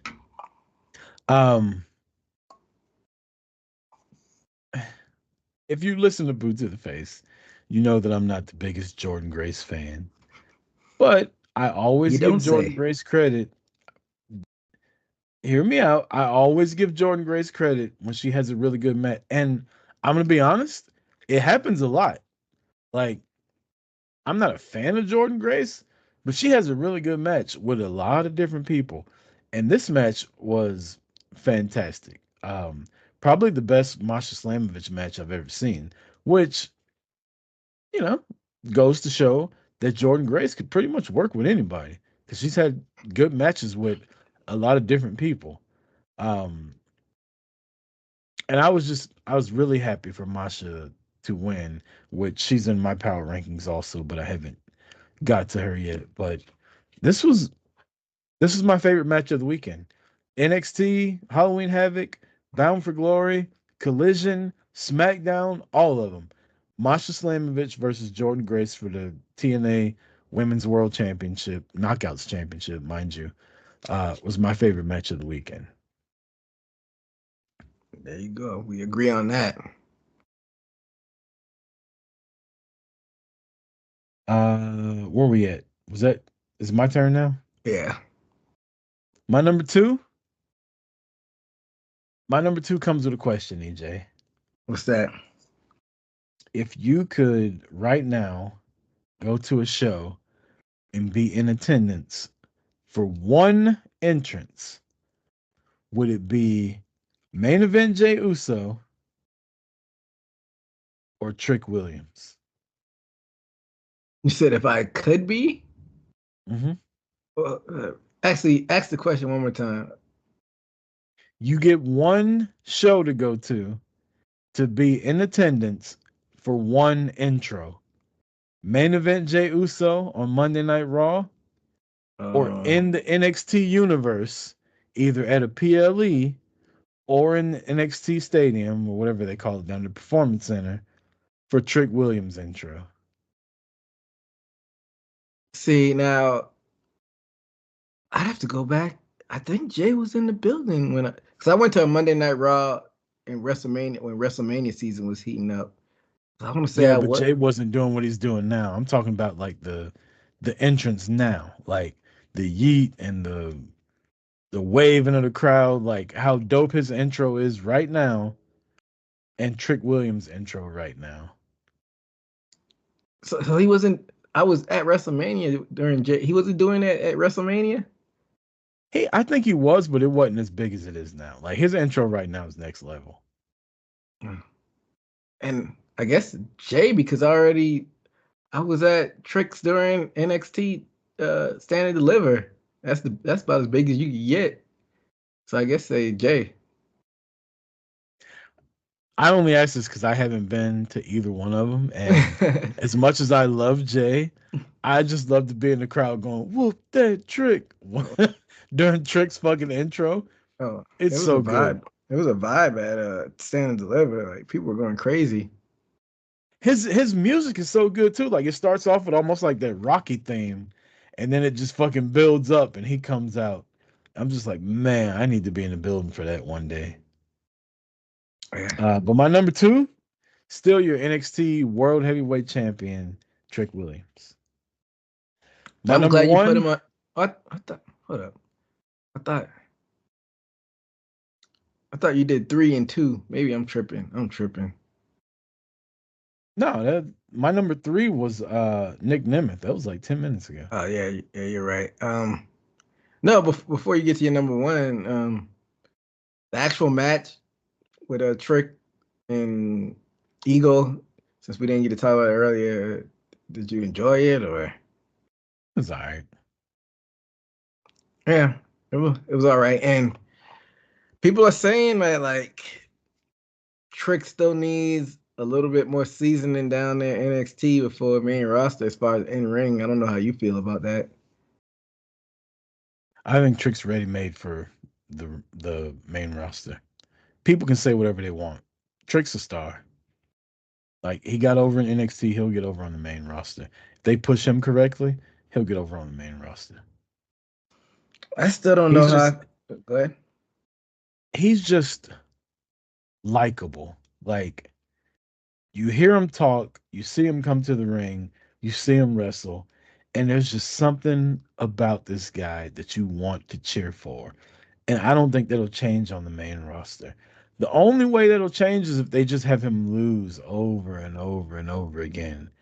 If they give him the Carmelo treatment where he's in a 7 match feud with somebody as good as Andrade, and you can see how good of a wrestler he is and the whole nine, Trick gonna be over like Rover. I'm not worried about. I'm not worried about Trick's future, but still don't know how I feel about Ego Ethan Page. For some reason, it hasn't been all the way clicking with me as far as Yeah, this he's brand. NXT straight to the fucking Speed Championship. Yeah, but also I could also see him, squirming his way to I see a US belt for some reason. I don't know. Maybe. But That's his ceiling though. Definitely got to there's always room for guys like Ethan Page in wrestling. Like he's really good in the ring, he's really good on the mic. He may not have the biggest build and the best look per se, but when you're that good, there's always room for you. Like they can always find a use for a guy like Ethan Page. He won't have trouble finding work. But like you said, I wasn't blown away by the match, but it was what it was. But I didn't mean to interrupt you. I'll let you get to your number one. My number one, we talked about her earlier, Masha Slamovich, your new Knockouts Women's Championship champion.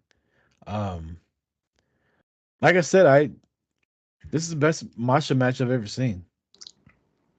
Yeah.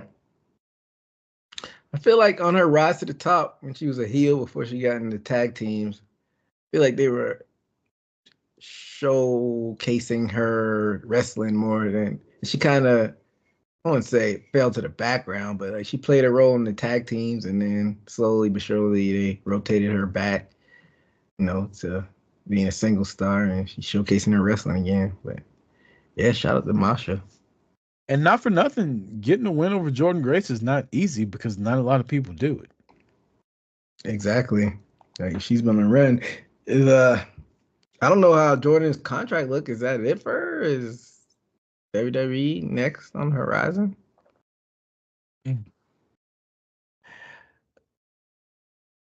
What's that? Yeah.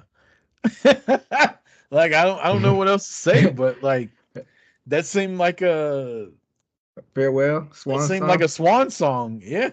Like that seemed like WWE put her in the Royal Rumble. She got a reaction. She made a good impression. She came to NXT and WWE was like, shit, we need her over here. Next thing you know, you fast forward 4 months, she's dropping the title to Masha and fucking Royal Rumble, she might debut again. I wouldn't mind seeing a full blown NXT run for her though, even though they kind of stocking up with the veterans there with like Julia and Could you imagine Stephanie. NXT women's division? Julia, Stephanie Vaquer, Zaria, is that her name? Yeah. Roxanne Perez. You got Fallon Henley. And then you got the mid carders like Lola Vice and Jada Parker and JC Jane and just all the like the NXT women's division is already stacked. If you add Jordan Grace to it, holy shit. Like get rid of Chase U. I don't want to see them anymore. You know, get rid of Ridge Holland. I don't need to see that. Just put women's NXT wrestling on the whole night. That's all I need to see. Mm. And Trick Williams. I get your point, but you still need to develop the guys too. But You yeah, know what I'm saying, though. Like yeah, man. Yeah. that division is deeper than the men's division. So quit giving the men so much fucking TV time. You gotta have still balance, but I get what you're saying. No, you don't have to have balance because right now there is no balance. Right now the men outweigh the women, but the women's division is deeper. You think so? I feel like you're almost about equal as far as TV time. The women get like 2 matches and they get a locker room segment. Oh, And the rest of the show is men. maybe right. I feel like yeah. Give What's your the number women one? more time. Uh, I'm glad we had different people on our list. My number one, your new WWE Tag Team Champions, Motor City Machine Guns. Put the strap on them. I guess they're AAA guys out of the rip. Uh, put the rocket on their backs, and what was it like? This third match on TV, won the Tag Team Champions. I mean, they're Third veterans. match on TV, 2 in 1 night. Yeah, they're veterans. I mean, when they came out, it was only 10 minutes left on the show. I'm like, well, what's happening there? Like my antennas went up. Like, what are they They're doing? about to But lose their shot at the title. yeah, but due to bloodline family squabble, they were able to get the belts. And yeah, 20 years of hard work, and I guess it paid off. And it was I think it was a good move because I mean, the bloodline. It's more so what's going on. They didn't need the titles. It's more so what's going on with their family dynamic, and hopefully you could, put more attention on the tag team division now that you got it off of them and put it on the tag teams. And you got the Street Profits, you got DIY, and with Legado del Fantasma there on there too. So give tag team wrestling a chance. Street Clothes Wrestler of the Week, EJ. I'll let you go first because I had actually 2 of them, and if you pick one of mine, I'll pick the other one. You can't pick two. I have two down here. Oh, I know who I'm gonna pick for number one, but I okay. have 2 in case you pick one of the ones that I'm picking. I probably won't, but I was gonna pick Mariah May, but nah, I'm not going Mariah May. Mine is Harley Cameron.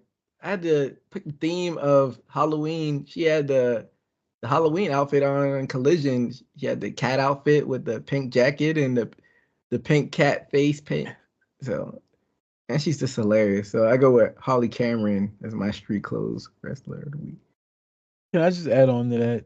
I think Harley Cameron is one of my favorite people in wrestling right now.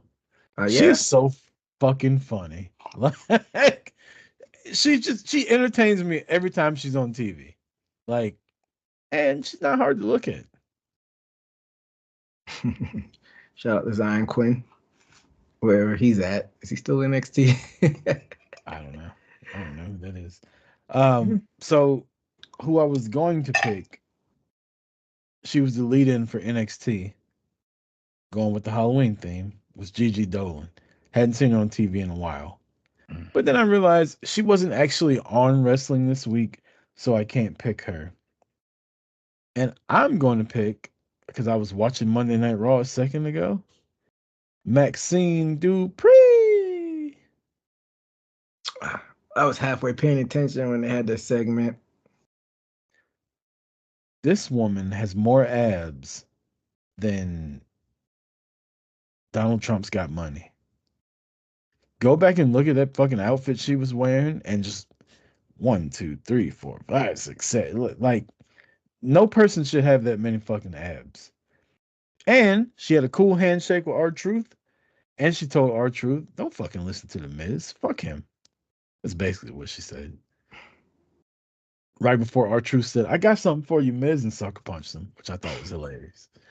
So yeah, Maxine Dupree is my street clothes wrestler of the week. Crown Jewel. we gotta get through this, EJ. We're running way over. We are out of time, as Tony Schiavone would say back in the day. Crown Jewel's got 7 matches on it, EJ. Yes, sir.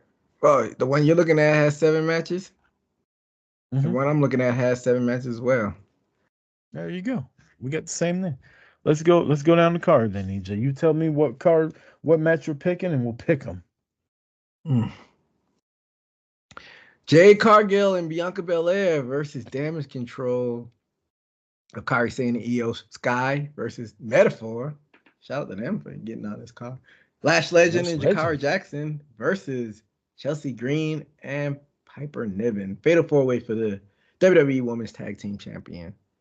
Is a Fatal 4-way an elimination match, or is it just first pinfall wins? First pinfall wins. I'm going to go with the superheroes, but I am excited for Jakara Jackson and Lash Legend to get some shine on the main roster. I think they're not going to steal the show, but they're going to steal the match. Like, people are going to come away from this match like, damn, who the fuck was that? Yeah, I don't think they do it to the international pay-per-views in a row. I don't know. Maybe not. Did they have a one in between? When they dropped the belts at? It was in Toronto, right? Where Jade and Bianca lost to the Unholy Union or whatnot. I don't think they do it twice in a row. Is what I'm saying. No, that was in England or whatever. Old girl's from Cardiff. It was in Clash of the Castle. Yeah, Clash of the Castle. Okay, well, I don't think because Drew wasn't gonna win. So yeah, I don't think they do it again. I got Jade and Bianca winning as well. Next up, triple threat match for the WWE United States Championship. We got LA Knight, versus Andrade versus Carmelo Hayes. This would be a good way to get it off of LA Knight without having him take the pin and put it on Carmelo. So, fuck it. I'll go with Carmelo, even though I don't think that's going to happen. I'm going with Melo too, but what about your boy being an asshole and ruining the fucking Game 7? That was hilarious to me. They just went through 7 matches and he just fucked it all up at the end. That's a dick move. That's a heel move. Now, in the context of like my investment in the story, and I did not like that. Like, I have him interfering that have a schmozzy finishes when all the other ones have been straight up. But as far as like his character, I thought it was hilarious. Just to fuck everything. I was listening to the Wade Keller after Raw post show, and there was somebody that was in the building, and they said one of the dark matches, LA Knight was getting onto the ring announcer about how to pronounce his name correctly, kind of like Mr. Kennedy used to do. Mm-hmm. So I think we're headed towards the LA Knight heel turn. Maybe. I think this is the precursor to it, him fucking that matchup. But I got Melo also. I don't think fans will boo him unless he like changes his whole promo up and his music up and stuff like that. But who knows? We'll see. Next up, grudge match. You got Randy Orton versus Kevin Owens in a singles match. I got KO on this one. Yeah, I got KO also. Curious to see where they go with Randy Orton. Maybe he'll turn on Cody as well. I don't know. But very intriguing. Next up, Seth freaking Rollins versus Bronson Reed in a singles match. The way Raw happened, I think Seth is going to win this one. I got big Bronson Reed. Yeah, that would be a big win for him. Yeah, it would cement him as being a top guy. For sure. Next up, first of the 2 Crown Jewel Championship matchups, singles match for the Women's Crown Jewel Championship, we got Liv Morgan versus Nia Jax, heel versus heel. You can't make me pick against Liv Morgan. Well, all right. I guess you got Liv. I got Nia Jax, unless they have some type of schmozzy finish where somebody gets involved. But come on. Come on. Yeah, somebody. If Nia doesn't win, that means somebody got involved. Because Nia, Liv, that doesn't even look right if you're putting them next to each other and believability of who win. But I got Yeah, it's Nia. like a little spider monkey. Okay. Nia's left eye can squish Liv. Real life. Next up, inaugural WWE Crew Championship on the men's side. We got Gunther versus Cody. And I am taking Gunther. Fuck, man, you just keep taking all my picks. That's who I'm picking too. I thought it was a given that Cody was gonna win. I'm Why is taking that? Gunther. Ring hell, Why is it a given that Cody will win though? because he beat Roman Reigns. Well, sometimes the rest of the math doesn't add up. I got Roman never Gunther. lost these Survivor Series matches. He He beat all did. of them. He beat Drew. He beat Lashley. Lesnar didn't lose either. He beat Daniel Bryan. He beat AJ. He beat Rey Mysterio.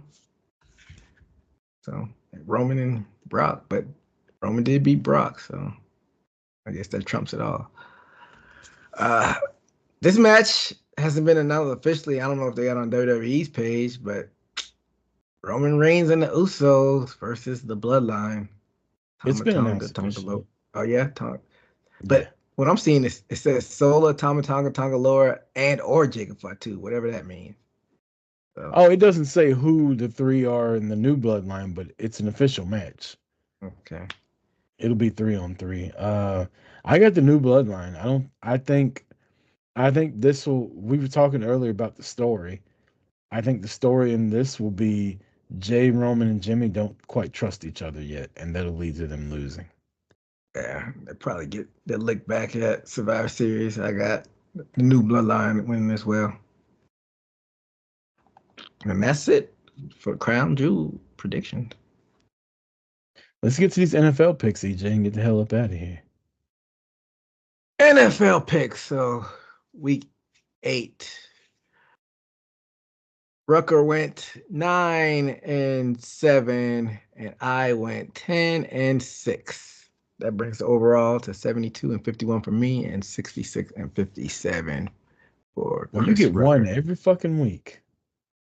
Yeah, for some reason you don't like the Chiefs. I don't know why.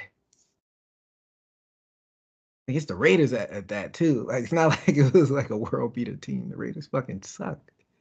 Yeah.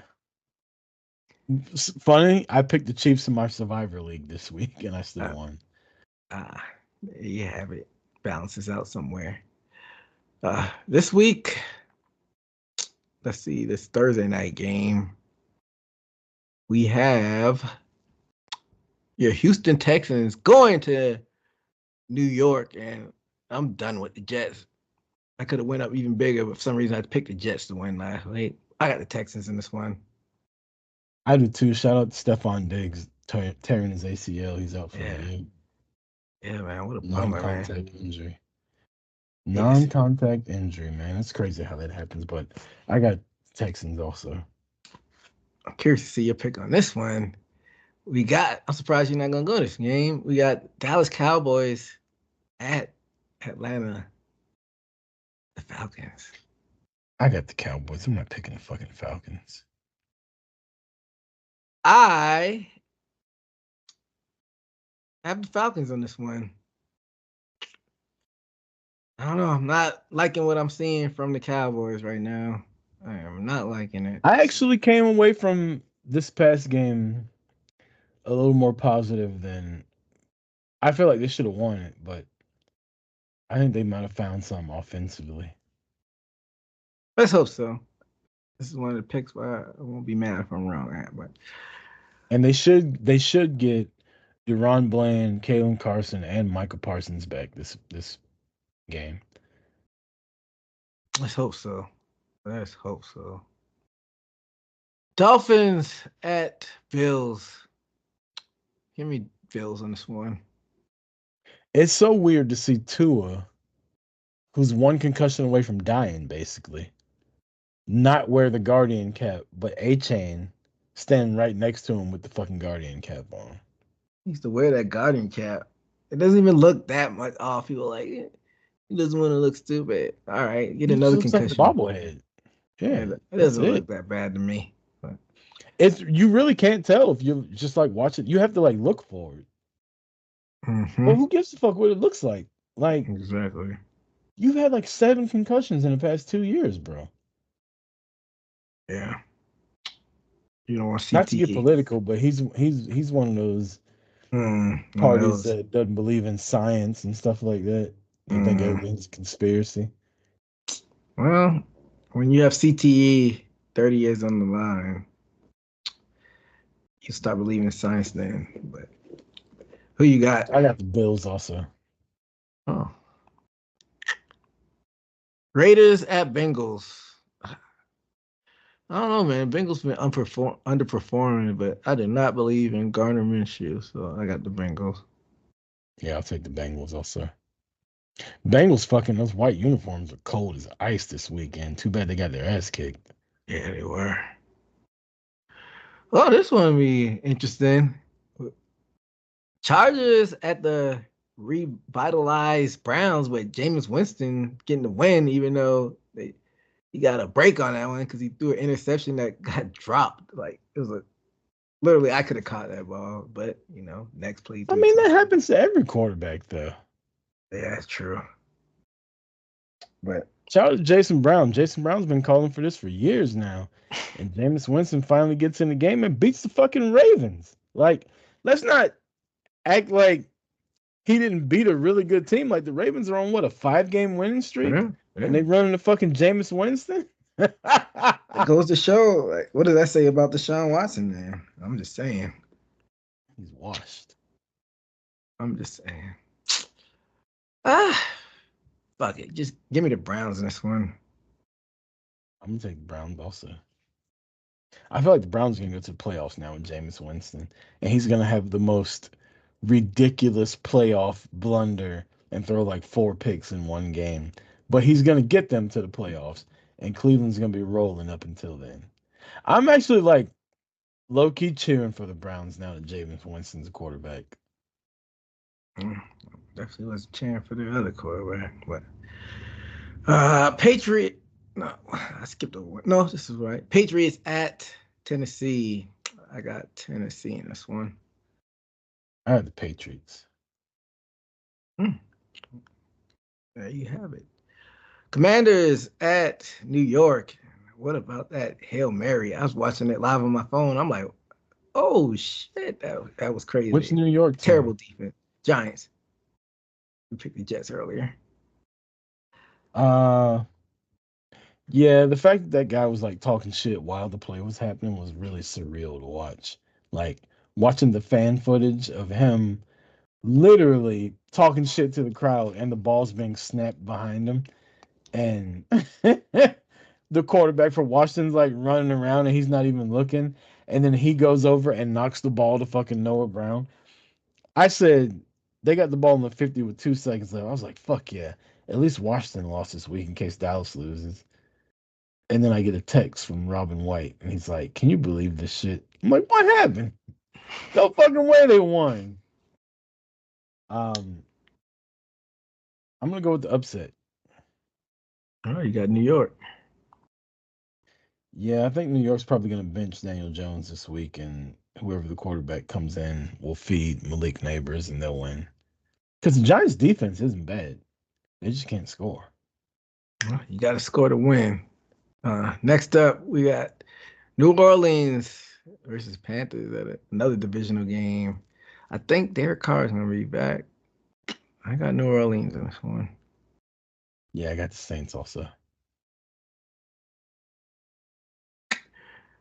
Broncos traveling to Baltimore, coming off that loss like we talked about earlier at the Browns. Who you got in this one?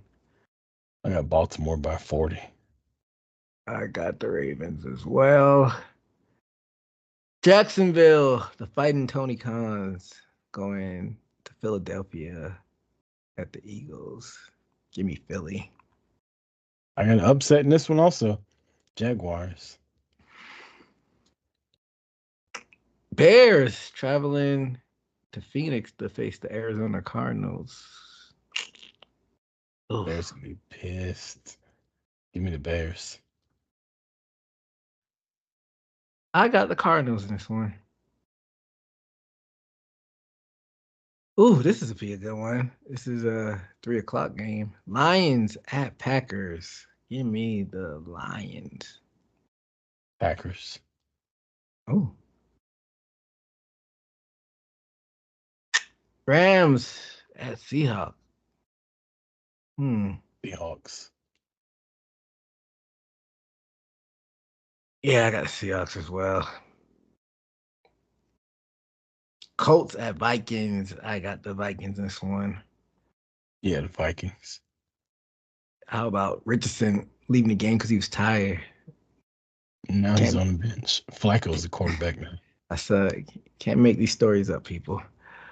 And then your Monday night game, you got the Buccaneers traveling to Kansas City to face the Chiefs. The very horrible Buccaneers, missing wide receivers here and there, and that's why I'm going with the Chiefs. Give me the Kansas City Chiefs. I thought you were gonna make it 3 weeks in a row. Should have went for it. The Baker Mayfields. He's been playing well this season. Yeah, I got the Chiefs. And that's it for our picks of the week. The 49ers and Steelers have off. Do anything for Halloween, EJ? Absolutely not. I think I'm going to go buy a bunch of airplanes and candy. And when people come up to my door, if it's kids, they get candy and adults get a shot. That's what's up. I think if they want one. I think Admire said he's doing the same thing with the shots. So yeah, I did it a couple years ago. It was when I first moved into my neighborhood a couple years ago. It was a lot of fun, but then we realized it was a swingers neighborhood, so it was like that's why they were so nice. Yeah. Want something else besides candy? Yeah, I'm gonna run that back again, just because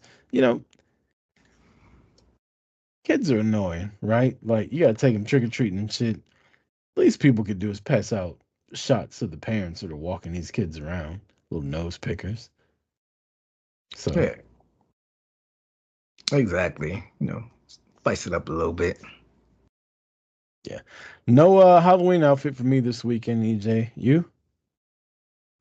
I mean, I went to a Halloween party this past weekend. I just had a mummy costume, right off Amazon. It wasn't too expensive, but nobody really comes around here for like trick or treating, so I probably won't even throw it on Thursday because I'm probably not gonna even buy candy because I bought it like 2 years in a row after moving here and nobody ever came. So I'm like, I'm just buying candy that I'm just gonna end up eating, and I don't need to be eating all of that. So, well, happy Halloween, everybody. Be safe. Don't forget, before we talk to you again, the election will be over with. Make sure you go vote. You got anything you want to say before we get up out of here, EJ? Just piggyback off of you. Everybody go out and vote. That's a very important thing to do. And shout out to all the people listening and watching. And happy Halloween. Check out our link tree if you want merch or podcasts or YouTube or TikTok or Instagram. Our link tree up there. Boot to the face with the number 2 as in sweet. Until next week, for EJ Reed, I'm Chris Rucker. This has been Boot to the Face. Peace!